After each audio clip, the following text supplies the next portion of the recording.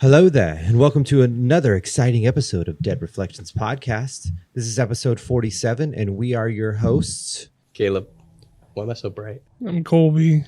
And I'm your boy, Josh. Our goal here is to give someone at the table the chills, and if we're lucky, we might even send those spooks along to you. Do we have any familiar with failure updates? Nope. But we do. But We have 3 shows. We have one this month, July 19th. June 19th. I was going to say, boy, we in June. Where is that one at? We have June 19th at Come and Take It. Then we have July 8th in Jefferson, Texas, which is basically Louisiana. Louisiana. And then July 27th, we're back at Come and Take It in Austin. Are we really basically going to Louisiana? Yeah. Can we go to New Orleans? No. Oh. You didn't hear? He's not allowed. He doesn't know. You didn't know. Never mind, move on. He doesn't want to talk. Okay. All right. Okay. Wait, you're not allowed? Josh, he doesn't like talking. Okay. All right. So this episode is an episode for Colby, right? You have a story for us, Colby? It's for me? I mean, thought it it is for them. But it's my your story. turn. Yeah. Correct. I'm stupid. And I can't multitask. You said you drew a map for us. Yes. The story has to take place, or it takes place in multiple areas. So it's just best to have a little visual aid. Okay. To help you understand where shit is, because I say a lot of mileage and like north, south, east, west, and it would help if y'all. Should we take like a picture of this and put it like overlay it on the screen? I'll put a better one on there. Mind if I sneeze in a little bit? I can feel it coming, but not right do now. it Okay, right I now. can't. Not, no, can't. right now. I'm gonna have to stick my finger in my nose. No. Why? Okay. No, just to do force a sneeze out. I've never heard. What? Yo, no, is that really a thing? You just get something tiny and go put it up your nose. Hold on, do it again. I'm nervous. It's like you force it. Yeah, if you stick something far up there, it's gonna be like, I don't want this in my body. Maybe just hit Josh, get some dust in the air because he's old. Damn. Today's story, y'all might. I don't know if y'all have came across this story, but it's a pretty popular one. The proper title will probably be Searching for the Five or The Search for the Five. Never heard of it. It's also known as the Yuba City Five. No bells? Okay, the Yuba City 5. Is it creepypasta? No. This is a real story, bitch. Oh, that sounds familiar. I don't know. Yeah, no, this is actual actually still open case. Oh shit. Yeah. Okay, maybe we can help somebody. You know, we like to help somebody. I doubt it, because this took place in Northern California in 1978. I mean, there's still time. All right. Absolutely. Aliens? ? Cult? ? Possession? ? Serial killer who was never caught? ? Says it all. It's like a fucking box of toys. Or a series of unexplainable events with no rhyme or reason, plus countless loose ends. Those are all the possibilities. of this story. So this is up to like interpretation, essentially, like whatever you think. Yeah, like I said, it's still an open case. This case hasn't been solved. Damn. But so in the case file, it's just there's a aliens question mark. Doubt it, but it's like Lost my sneeze. I had it right there. when you hear the story, one could draw a conclusion to some extraterrestrial shit going on. dude, fucking aliens. That's the answer to everything. Yeah. If you didn't know. All right, you ready? This is the story of the Five. Friday, February 24th, 1978. Joseph Shones will be our first character we meet. Was scouting some back roads in the Plumas National Forest. It's not on the map, sorry. Oh, Fuck. We haven't unlocked it yet. If you look where it says car, that's the Plumas National Forest. Okay. Between the two lakes. Yonder. Yeah, yonder. He spent the better part of the day navigating his Volkswagen in hopes of returning with his family the next day. However, due to harsh weather conditions, his venture led to his car becoming stuck around 5:30 p.m. Miles away from help and with dwindling options, he hopped out of his car to give it a push in a strikingly unlucky turn of events. The physical exertion would lead to him enduring a heart attack at the worst possible place at the worst possible time. He returns to the confines of his vehicle, enduring the pain and contemplating on what to do. A short while later, he'd catch his biggest break. Two sets of headlights coming from the opposite direction in the shadows of what looked like a woman, a baby, and a group of guys walking towards him while engaging in conversation. After realizing that this could be his ticket home, he fumbled out of the car and began calling for help. Once he started doing so, the headlights turned dark and the conversation fell silent. A couple hours later, with his car still running, Shones would encounter another anomaly. Flashlight shining in the far distance. As expected, he'd jump out once more, pleading for one of them to notice him. However, this too fell unsuccessful. Another couple of hours pass and Shones' car runs out of gas. Fortunately, though, by this point, he felt well enough to exit his vehicle and begin to trek up the road towards a lodge roughly 8 miles away. This isn't in my story, but I also read some more info that this man had a heart attack and it caused him to throw up and defecate multiple times. He was going through it. So he pooed his pants. Yeah. Multiple times. Yeah. Aliens and shit drawers. Come on, man. It was on this walk when he witnessed a 1969 Mercury Montego with no passengers inside. Considering the circumstances, having spotted numerous people in the last few hours, he didn't think much of it. His trek to the mountain lodge took him to the early morning of the next day. There he was able to obtain medical treatment and much needed help to get his car out of there. What he failed to realize, however, was the fact that on this journey he passed a vehicle of 5 men that would soon become enveloped in one of the strangest, unexplained mysteries in history. So that was the intro? Correct. Well, what the fuck? So the intro already has pooed pants and possible aliens? Yeah. So God damn. So Joe Shones he's one of the very few I guess countable witnesses to what had happened. Because this happened in a remote location and he was the only one that had connections to what's about to happen. Oh, shit. He did it. It was on this day when the lives of 5 longtime friends would converge. This is the same day, by the way. Okay. 30-year-old Jack Madruga would make his rounds within Yuba City in Oroville, California, to pick up the others for a night out at a Chico State basketball game. 29-year-old William Sterling, 24-year-old Jack Hewitt, 32-year-old Theodore Wire, and 25-year-old Gary Mathias made up this close-knit bunch, commonly referred to as the Boys.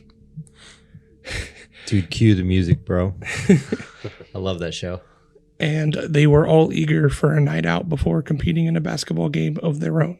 They were in a special needs basketball program. Okay.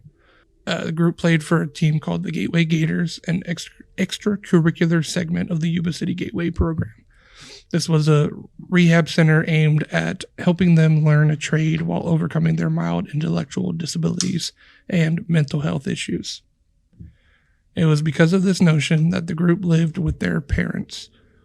And when this came the expectation that they'd return home later that night. Jack Madruga, the owner of his prized 1969 Mercury Montego, was known to have recently worked as a dishwasher at a local fruit company. He was keen on handling his finances, however, due to what family describes as him being slow in thought. He found it difficult to maintain a job. William Sterling was known to be Madruga's best friend. He was deeply religious and enjoyed spending his free time reading literature to console patients in the mental hospitals. Oh, that's sweet.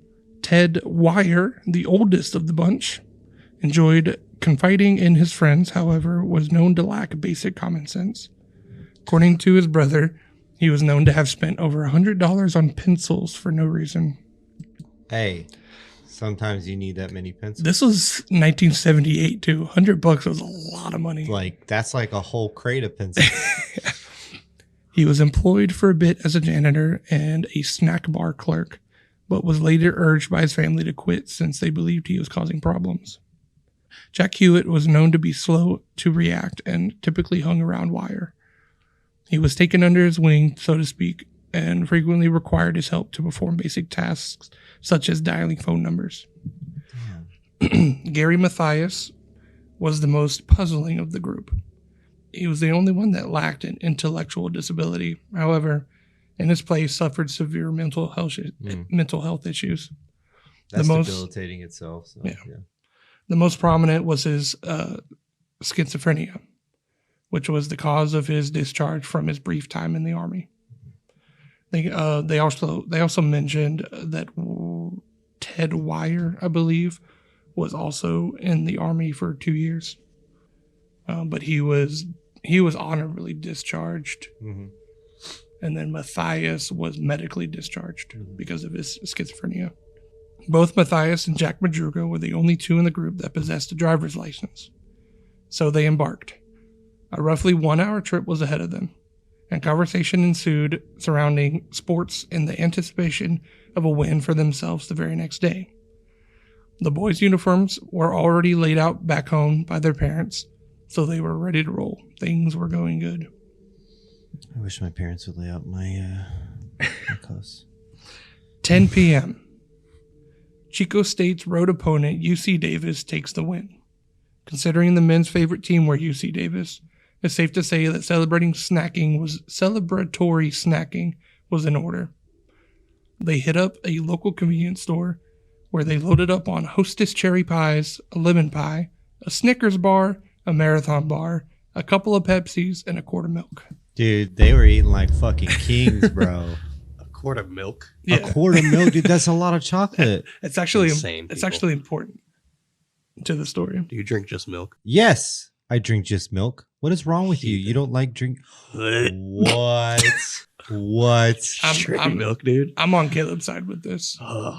Like, Y'all, everyone listening and watching, who drink straight look milk. Don't derail it too much, but yeah. Look at that. Look at these two Like- people. Don't drink. You know what? That's why your bones suck. Okay, Well, you got the chip tooth in the group. Shut up. I really do though. Like, if you drink like a sip from the carton, I'm fine with that. dude, I'd be having like 3 glasses, I like can't tall do it, yeah. glasses, cold milk, dude. Can I tell you, do we have a millisecond for a tiny gross story? Yeah, go ahead. We had family here for a little while, and I had to sleep in Cason's room. And I remember him waking up. I was up way too late. He was going to sleep for school, and he woke up. And usually, you reach over for your glass of water, right? This milk had been sitting out all night. He just went and put his glass of milk. It was disgusting. Just drinking his milk in the middle of the night. You like heard the gulps, like Yes. It was disgusting. Just do water. Just do water. Okay, so they got a bunch of snacks. Yep. And then a quart of milk. That man needs some milk. All right, I'm done. It's been noted that the clerk that checked them out that night was trying to close. As a result, was mildly annoyed by them being there. Little did they know that they'd be one of the last ones to ever witness this group alive. The boys jump back in the car and embark on their journey back home. They didn't make it back home that night. Instead of driving south, they took a detour east. Their journey that night encompassed their ride from Oroville to Chico. You would think that they'd head straight back down Highway 99 and Highway 70, but that didn't happen. Right before arriving in Oroville, the driver took a detour off of Highway 70 and onto the Oroville-Quincy Highway, a road that runs across Lake Oroville and up towards the Plumas National Forest. They drove until the road ended and continued their journey up a dirt trail until their vehicle became stuck in the snowdrift. Damn. It's unclear what happened from this point forward, but sometime after this arrival, they'd exit the confines of the car and embark into the night. Okay, so this is where the map comes into play, right? Correct. So here's Oroville, here's Chico, Mm-hmm. and so they somehow got here, Yes.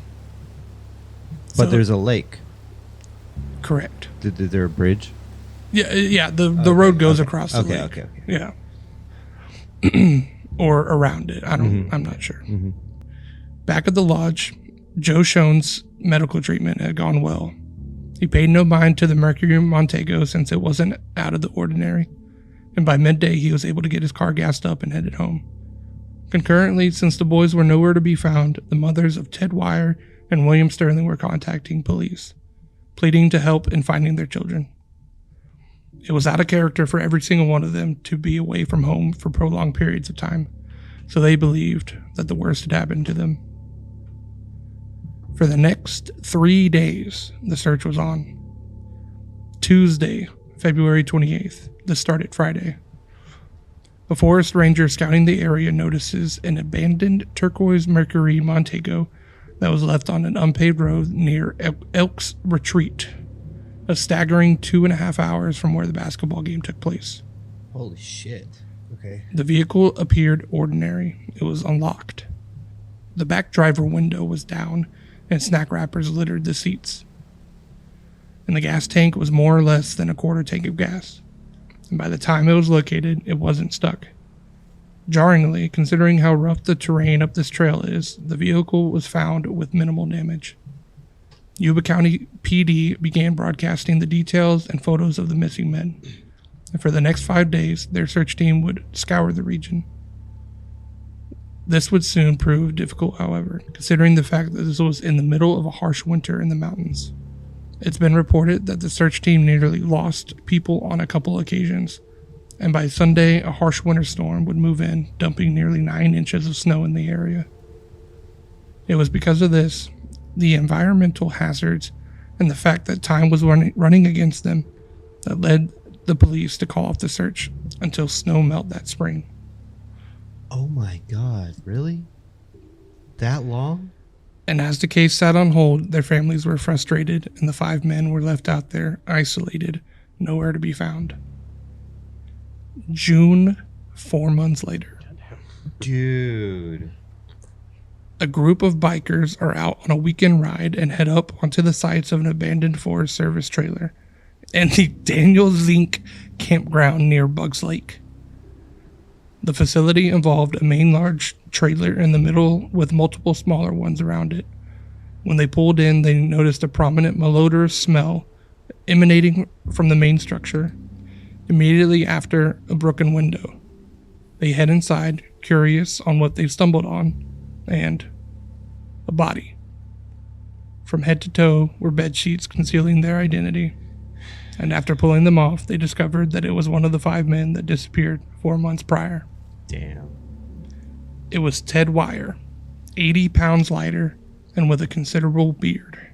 So they survived for a while and then he died from hunger. That's what the speculation is. At least Ted Wire, because Yeah. lending credence to the possibility that he took refuge here for more or less 2 months. So real quick on the map, the trailer is that where number 4 is Ted Wire. Correct. Okay. The circle around the dot. Okay. For distance reference, how far is that the car to the trailer? We'll get to that. Okay. In the bed, they discovered his body with his shoes missing. With that, his feet badly frostbitten. It appeared that he passed away due to starvation and exposure to the elements. However, he strangely could have avoided this fate altogether. Since he took shelter inside of a Forest Service trailer, he had access to ample heat sources and enough canned food to last all 5 men months if they chose to stay there. While they found 12 open cans scattered throughout the room, the vast majority of them were unopened. And it also appeared that no effort was taken to block off the window that was broken when they entered. The scene bewildering, especially considering that it was 19 miles away from where Joe Schoen spotted their abandoned car. So they trekked 19 miles to that trailer. All in all, it was the jumpstart investigators needed to get back on this case. The search continued. With mounting public attention and hope for closure, search teams prowled the new focus area southeast of Bucks Lake. It would only take a day before they catch their next break, too. On June 8th, police discovered the corpses of Bill Sterling and Jack Madruga, nearly 5 miles south of where Ted Wire was found. That's 1 and 2. Okay. In Madruga's pocket, his car keys. It was his car that was abandoned, right? Correct. Okay. It was noted that he had been dragged a short distance and was partially eaten by animals. For Sterling, his remains were scattered around the area a few feet away, but he was nothing but bones. Since the bodies were discovered closer to the vehicle and on a potential road they could have taken northbound, they believed that on their hike the pair couldn't press on any further and met their demise through a combination of the elements and mounting fatigue. 2 days later, the father of Jack Hewitt discovers numerous articles of clothing belonging to him a couple of miles northeast of the service trailer. Soon after, his remains. Interestingly, a short distance west of their location, service blankets and flashlights were discovered lying by the road. This discovery led investigators to the belief that he and Gary Mathias more than likely made it to the trailer with Ted Wire and lived with him for an undetermined amount of time. Their reasoning was because of the existence of Mathias's tennis shoes left in the room that Wire was found in. So it's believed that Mathias switched shoes with Wire after he died. Yeah, so he basically scavenged and then ditched whatever shitty shoes he had and took his shoes. Okay. Plus, Wire had a bigger shoe size than Mathias, and therefore it would be more comfortable. They believed they spent most of their final weeks alongside Ted Wire in the trailer. After he passed away, however, they wanted to get away from the corpse and set out towards the northeast to achieve that. It was on this hike that the pair would meet their demise, spending their final days exposed to Mother Nature. And the pair was 1 and 2. What? 1 and 2. That's the pair you were talking about. Yes, that was. So they had almost made it back to the vehicle. So if you look at the map, you'll notice that there's only 4 bodies. Yeah. But there was 5 people, right? Correct. Mm-hmm. I can do math. Now, it would make sense that they were exposed to Mother Nature and that's how they died. However, to date, the remains of Gary Mathias have never been found. So he never showed up. Yeah, no, they never found his body. So he's just gone. Yeah.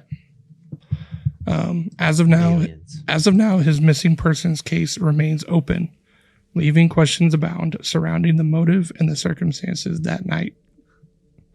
Without a doubt, there are questions about this case. The main one, though, encompasses the following. Why did they not head home? Backing up and taking a look at the case presents an anomaly that's frequently brought up.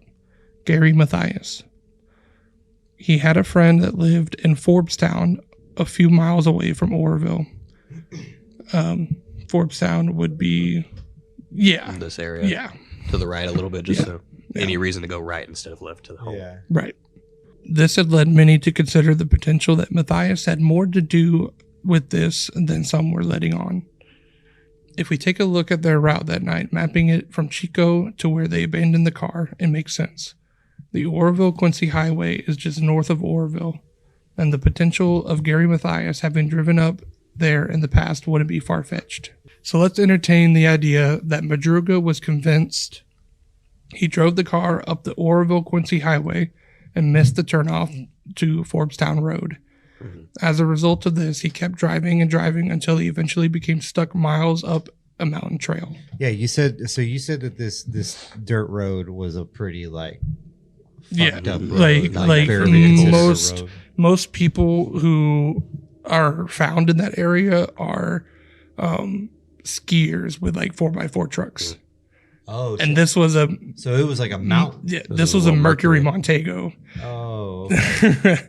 loaded down with 5 grown men. Yeah, there's no way. As a result of this, he kept driving and driving until he eventually became stuck miles up a mountain trail. Now, up to this point, the events that night seemed honest, innocent mishaps. What led the mother of Jack Madruga to think otherwise, however, was the fact that after they were stuck, why, with 5 sizable guys that could have rectified the situation with relative ease, did they decide to abandon the car and press onwards into the unknown? What was restricting them from turning back and undoing the mistake that they'd gotten themselves into? According to Jack's mother, she pled that there was some force that made them go up there. They wouldn't have fled off into the woods like a bunch of quail. We know good and well that someone made them do it. We can't visualize someone getting the upper hand on those 5 men, but we know it must have been. Considering the circumstances at the time, postulating the potential of nefarious activity wouldn't be out of the ordinary. The state that Jack Madruga's car was found in led to even further questions than answers. According to reports, his car was found in immaculate condition, something almost unheard of considering the rugged terrain that existed on the road they'd taken. With 5 moderately sized men packed into an already heavy and low-sitting vehicle, undercarriage damage was nearly a guarantee. Given the fact that Jack had never driven up this road before, it seemed weird that he was able to navigate it with such prowess near midnight. Furthermore, when the car was found, Jack's window was rolled down, which his mother claimed was extremely uncharacteristic of him. Don't know what that means. Bearing in mind that Matthias and Madruga were the only 2 with driver's licenses, suspicion grew regarding the actual driver that night. Was Jack Madruga truly at the wheel, or did Matthias demand the keys while taking them up there? Considering Matthias's numerous run-ins with the law, this wouldn't be entirely outside of the realm of possibility. Prior to 1976, he was known to have been unpredictable. However, straightened out after being prescribed schizophrenia medication. It was reported by his stepfather that, quote, he had no notable contact with police during the 2 years leading up to his disappearance, and he hadn't gone haywire in private during that time. The reason I bring this up is because, as he had mentioned all the time on various articles and forums, however, the evidence presented, especially considering his own disappearance, is relatively insubstantial. While this is a notable possibility, in my opinion, there are others that carry a bit more weight. Let's talk about Joseph Shones. We can recall that he spent the better part of his Friday stuck around the same area the boys were. It's staggering that he spent most of his night under the unluckiest of circumstances. However, in his testimony, he claimed that he witnessed something, a group, consisting of a woman, a man, and a baby, all walking within the path of 2 sets of headlights. If we're assuming that his recollection is correct, then this leaves us questioning the identities of the other party involved. Ted Wire's sister has come forth theorizing on the potential that the men witnessed something nefarious that night sometime after the basketball game. Perhaps they saw an attack or some sort of signal, whether domestic or not, and decided to follow the family to help.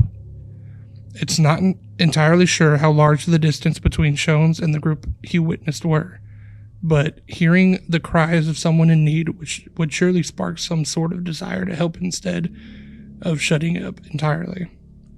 I find it strange that the headlights cut off and the conversations halted in both instances when he saw people. While the circumstances don't scream maliciousness, they definitely don't drive the situation towards innocence. That is, if his recollection was correct.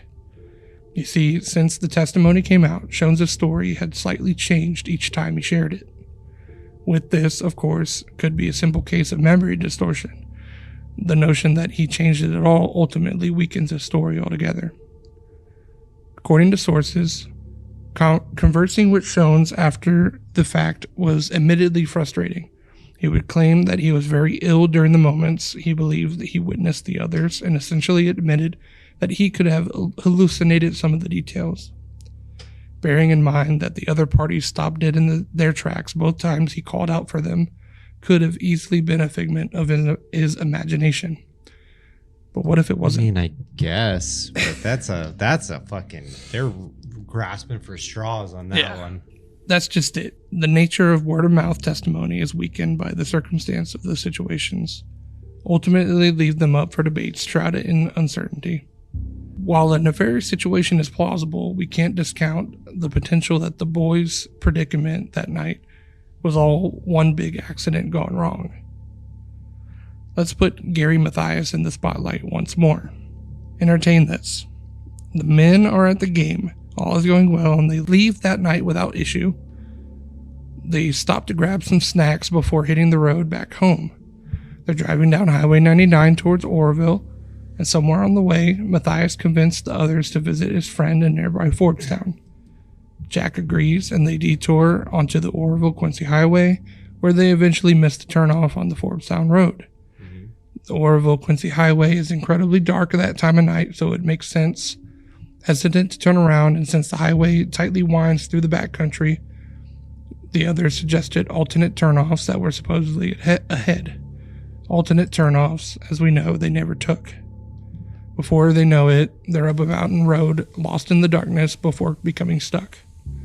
Now, while they could have dislodged the car and turned around, we can't rule out the possibility that they simply didn't think to do so in this situation. On top of this, it was reported that a day prior to their dilemma, a snow plow had cleared a path along the road they got stuck on, potentially instilling a sense of optimism that some external search party would soon be back to help. A search party that never came. There's a lot of, I put in parentheses, look at Caleb for Vanna reference. Is that the final line? No. Okay. There's a lot of coulda, woulda, shoulda in this. And so they roughly map out the nearest spot to get help, jump out of the car, and start a track towards their destination. Since the service trailer was a whopping 19 miles away, it's safe to assume that surviving a trek of this magnitude against harsh weather is more or less a death sentence. As we know, the only ones that made it to the trailer were Mathias, Hewitt, and Wire.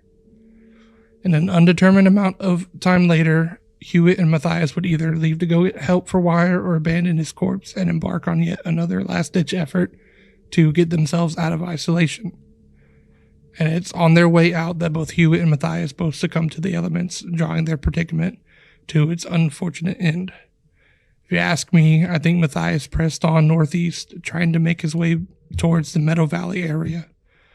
What he likely didn't realize, however, was the fact that it was roughly 21 miles away. If he were with Wire, someone that shedded nearly half his body weight, then we could assume that Mathias mirrored this to some magnitude, leaving him weaker than when he initially arrived there. I believe Mathias died somewhere around the Meadow Valley region, and wildlife got to him before the search teams could ever make it out there. The case of the boys from Yuba County is by all accounts, one that doesn't make sense, and details that support the one theory ultimately weaken the other. It seems that we have the segments in front of us, and they're mostly put together. Without the whereabouts of Mathias ever materializing, however, that's really all we can do. Like, how was the car unscathed through rocky terrain? Why didn't they react to the cries of Joe Shones, someone they could have seen as their beacon for help? Why was the heat source and food that could have lasted months untouched? It's cases like this that engulf me with fascination, even though there are still countless questions, countless loose ends, countless unknowns. The boys embarked on that brisk Friday night to what was supposed to be a night of sports, a night of laughter, and a night that they never forget. What transpired in reality were events that the world around them had been trying to piece together. Because it's all of us that can't forget them. God damn. It was either Matthias or a serial killer. Oh, I wanted to. So there were two people that I relied on stories to like piece that together, but I ultimately went with Nexpo's, basically his script. Mm-hmm. And so shout out to Nexpo. I've done a couple of his videos on here, but yeah, just the dude is amazing at writing like like investigational kind of like stories and stuff. Yeah. If you just search searching for the 5, you'll find it. Yeah, I'm pretty set on Matthias or a separate serial killer because I mean, there's no backstory on what happened before. So and in my brain, I like to think that they were running and he got picked off. These two on the way to the cabin. This is completely just my brain in a movie. So I also on the way to the. I also forgot to mention the bodies of like 1 and 2. Those two bodies. Those two dudes were like best buds. Okay. And so it makes sense for them to have stayed behind. Like it makes sense for them to like be together. If one of them got injured, the other one would have stayed instead of trying to like keep going. So there's that. And then it's known to that the person who died in the trailer and the person who died out just before the trailer, they were also kind of best buds. So, and then the other thing with the trailer, if it is a serial killer situation, did you see that? That's all. There's bugs. Okay, cool. Threw me off. Serial killer situation, you could be held in the trailer and not be given the food. Right. So that was one thing. It could be like a torture tactic. Like he was literally like eating. The one person was actually eating the food in front of him and like fucking with him the whole time. There's also, I also read some things about Matthias and his like schizophrenia, and that he was a very big UFO aliens person, and so a lot of people go towards that being the cause of all this. Because he knew too much or something like that. There was also something about him predicting that he would be trapped in the wilderness with a group of men. What the fuck? That so he told, he he was telling people that he had a dream that he would be trapped with a group of guys, and he So there's now this is all it's all speculation of like, because then again, all 5 of these men had problems, had mental disabilities, and that's one thing that would be nice to know is the severity of each one's cases. So I believe only because the schizophrenia is a big one, right? And depending on how bad it actually is. As far as like actual like handicap, there was only one of them had like a mildly severe handicap.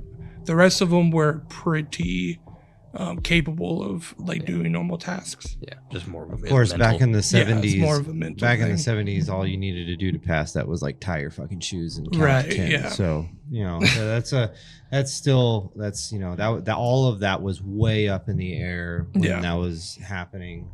And I'm more interested in the party that Joe Shones talks about.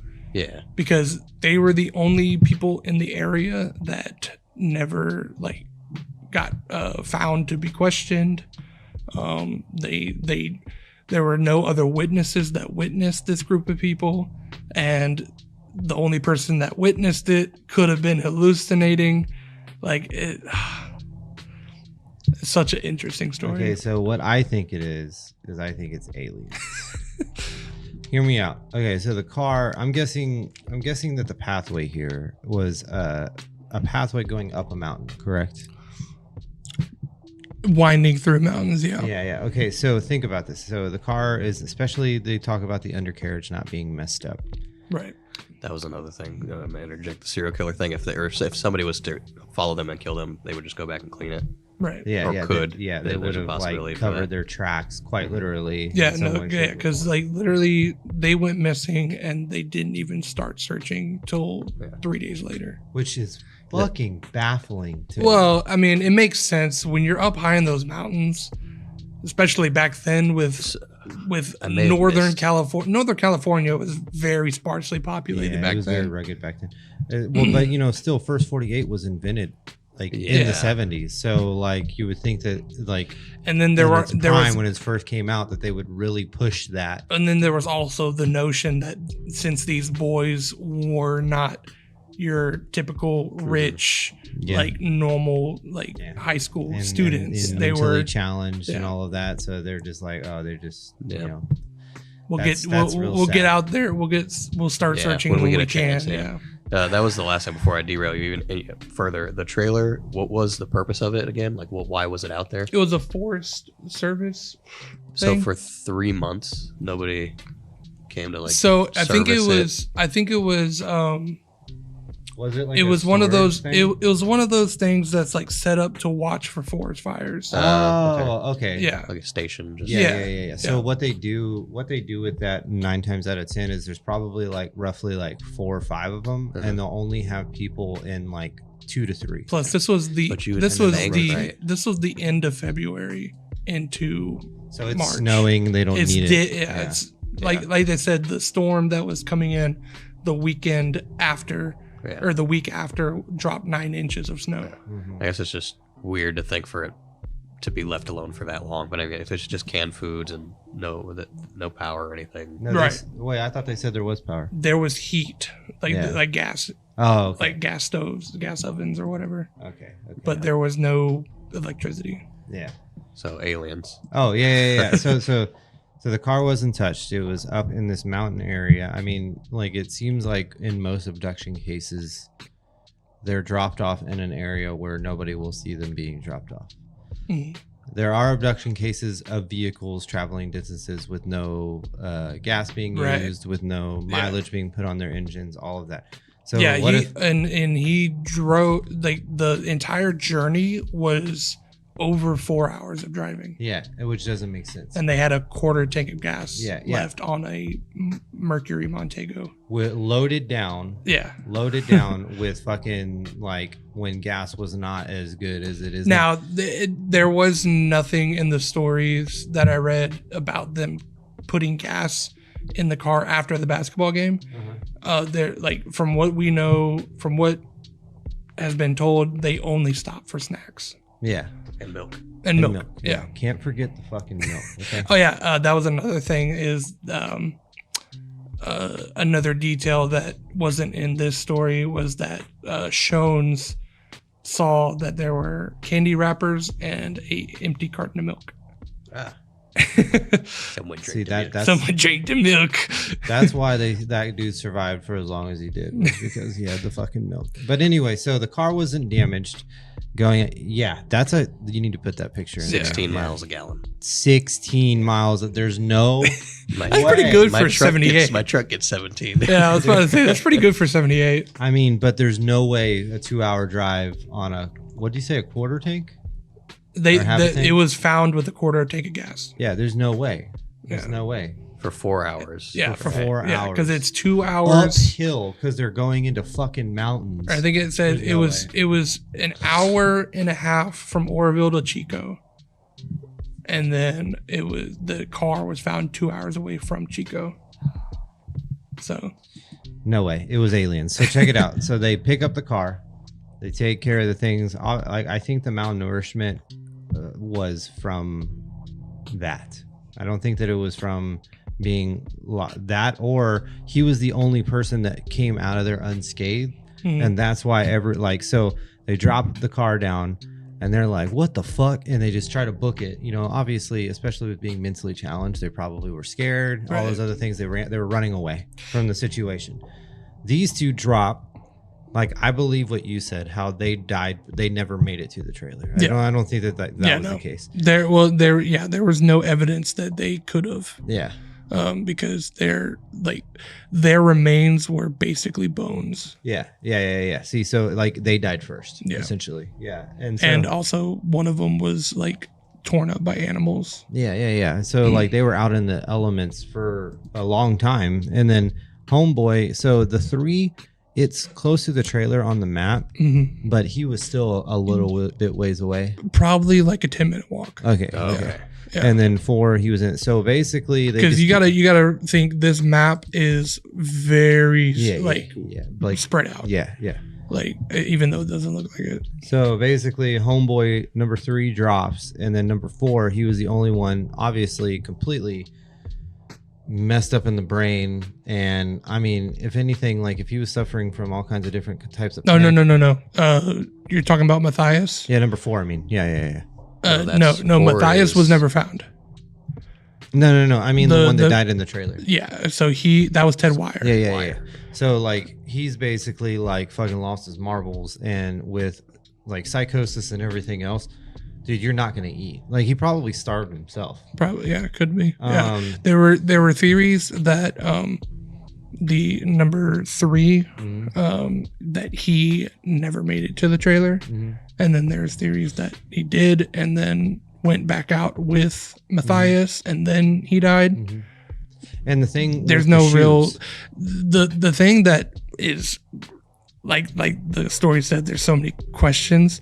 The blankets and flashlights that were found in a completely different location. That is weird. What happened with that? Like, that's true. That's very true. Like the thing with the shoes that I thought about was, I think number 4, with him being there for as long as he was, he probably went and did that himself instead of it being the other way around. Could be, yeah. Yeah, like he was like, oh man, I need new shoes, and so he went to go get new shoes.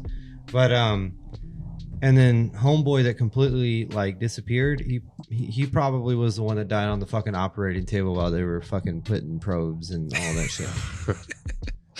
He's floating in space somewhere right now. Yeah, he's floating around in space somewhere.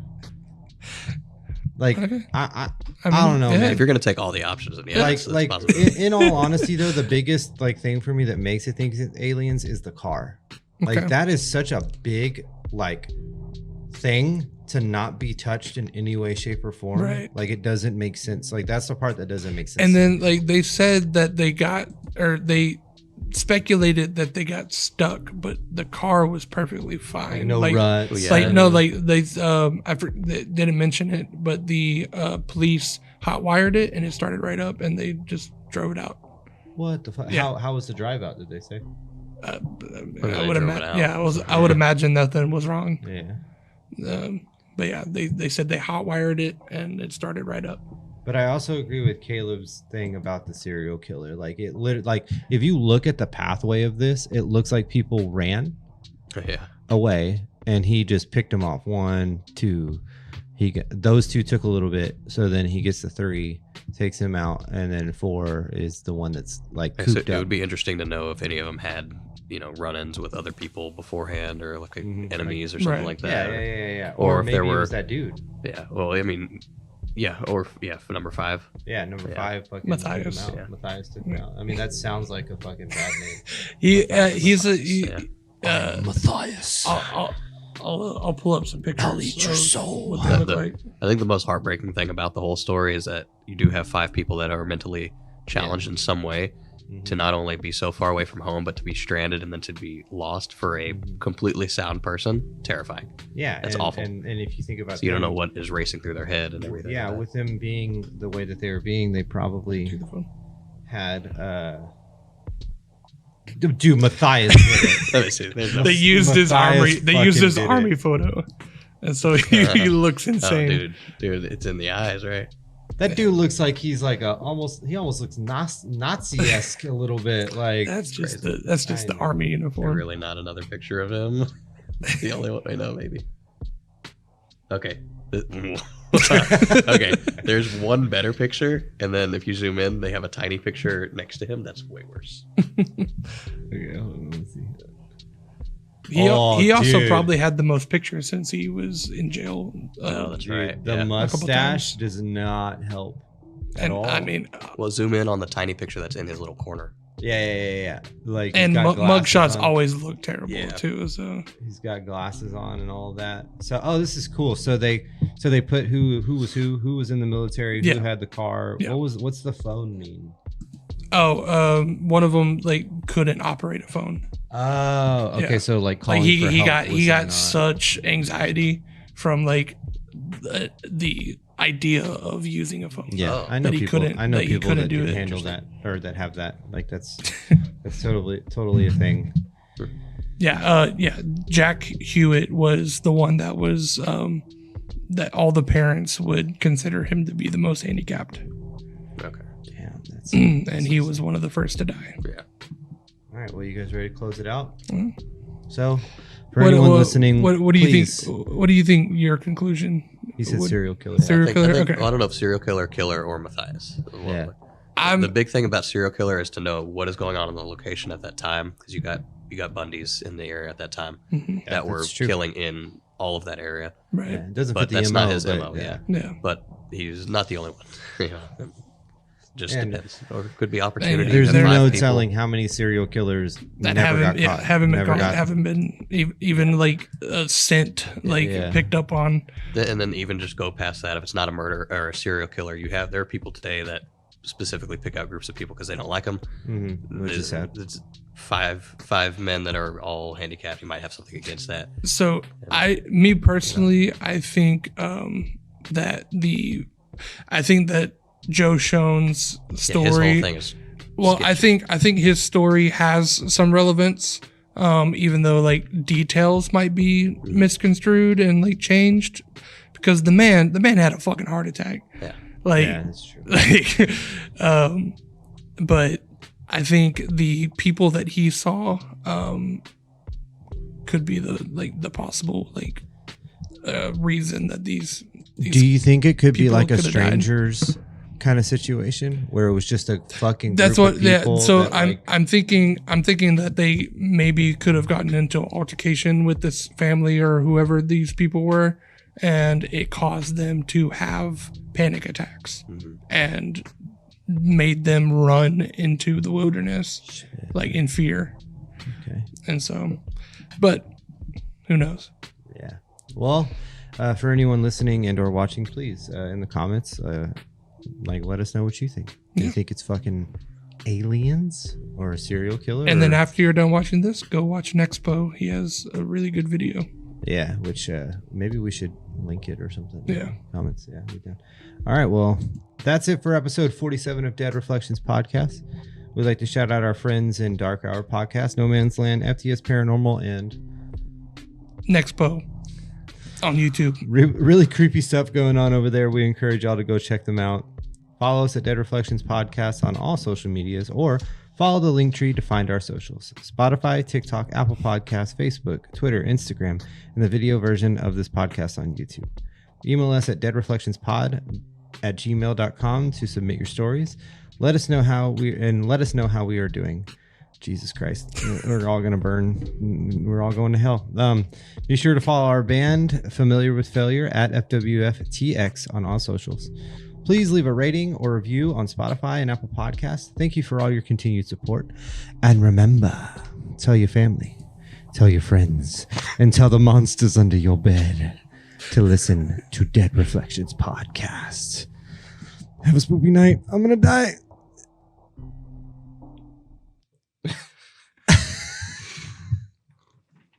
I got a mess. That's okay. That's okay.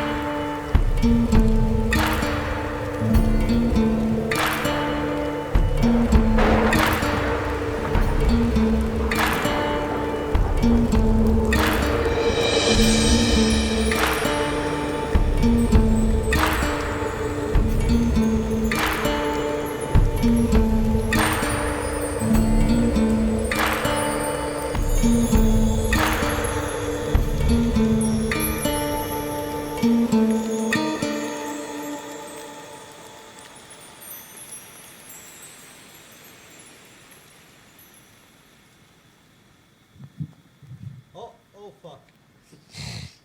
Oh fuck. Oh no! No. Oh. Now, get your hands off there. Bro. Little bean, dude. I am going to commit suicide. Dude.